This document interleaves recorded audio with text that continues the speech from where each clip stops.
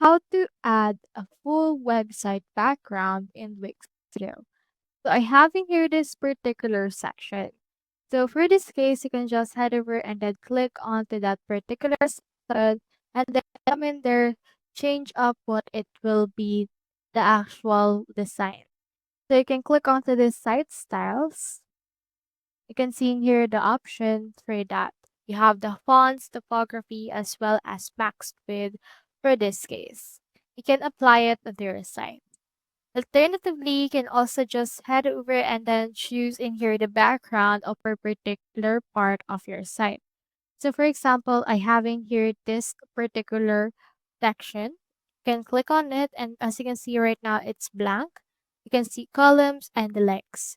So for example, if you want to change its color, you can click onto that section and then open your inspector. You can click onto this design and you can see in here the background. So as of right now, the design for the background is just a color. So for this case, let's click onto this add media or video. Then choose in here an image or video that you want. For example, let's choose in here this